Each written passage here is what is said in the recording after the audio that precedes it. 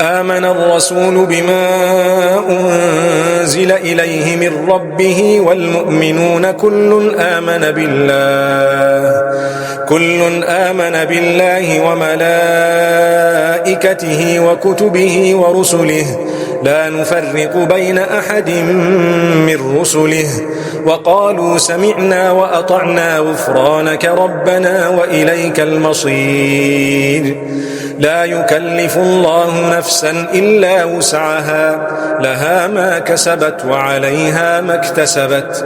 ربنا لا تؤاخذنا إن نسينا أو أخطأنا ربنا ولا تحمل علينا إصرا كما حملته على الذين من قبلنا ربنا ولا تحملنا ما لا طاقة لنا به واعف عنا واغفر لنا وارحمنا أنت مولانا فانصرنا على القوم الكافرين.